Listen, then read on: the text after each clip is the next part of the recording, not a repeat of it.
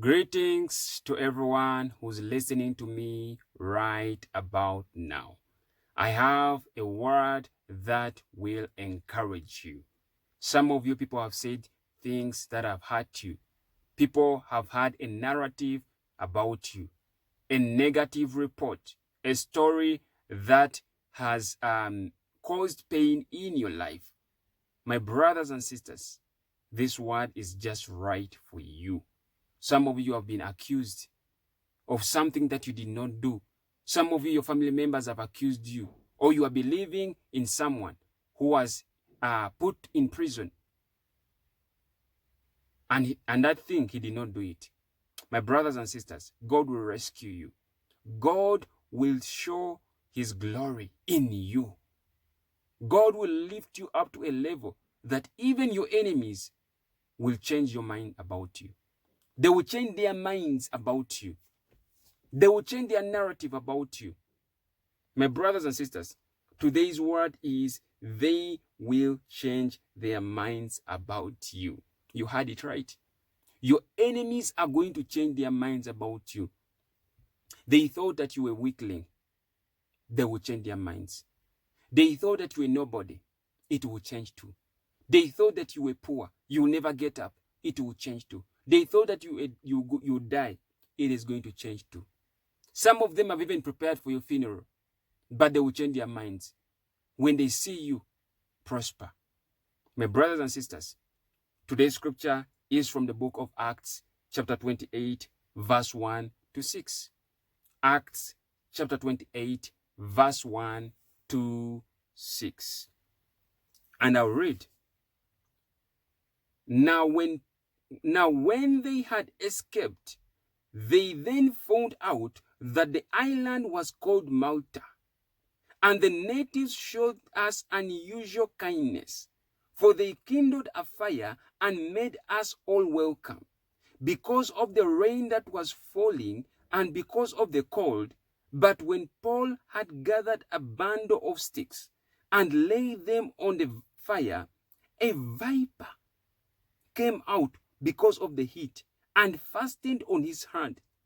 So when the natives saw the creature hanging from his hand, they said to one another, "No doubt this man is a murderer, whom though he has escaped the sea, yet justice does not allow to live."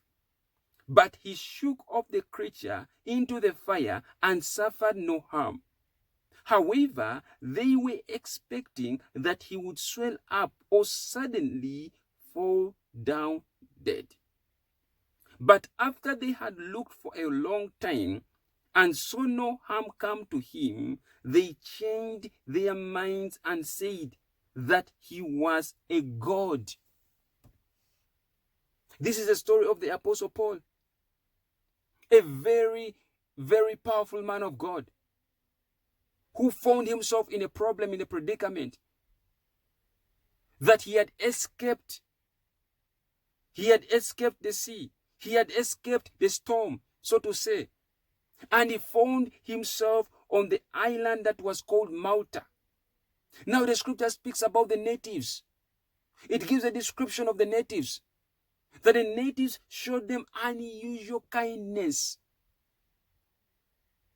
The kindness was unusual, for they kindled a fire and made them all welcome.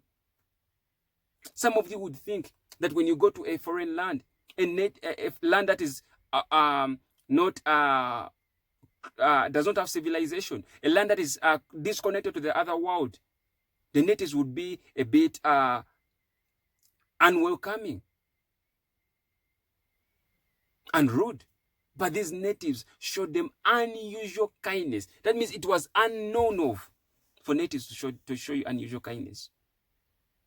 Now the scripture says, but because of the rain that was falling and because of the cold, but when Paul had gathered a bundle of sticks and laid them on fire, a viper came out because of the heat and fastened on his hand. A viper came out and it bit Paul. Some of you vipers have bitten you. Snakes have bitten you.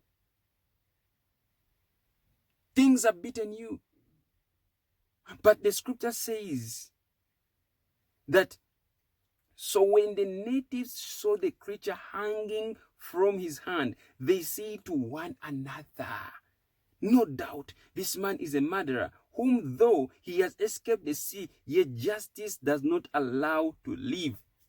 The same natives that showed him unusual kindness are the same people that turned their backs on him.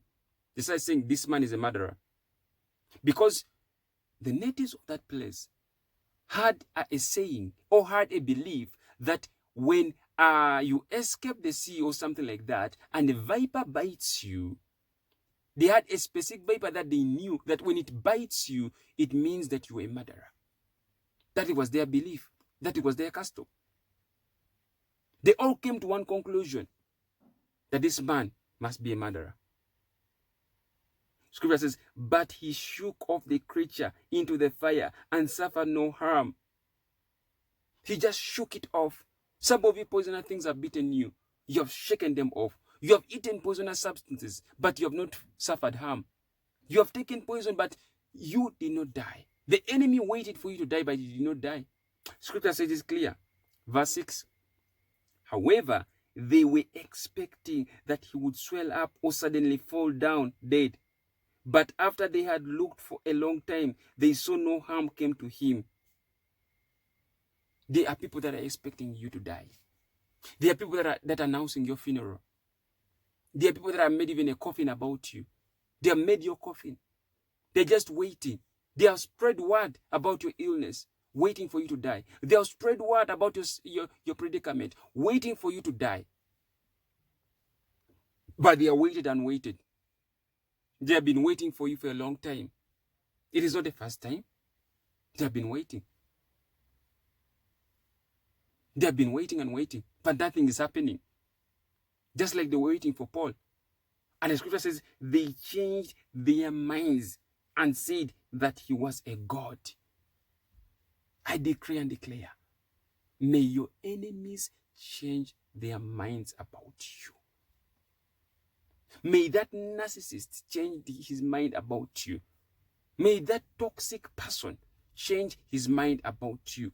May that lawyer who has been pushing you, that judge, change his mind about you. May that woman change her mind about you.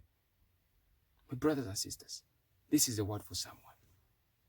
They will change their minds about you. Until next time, God bless you.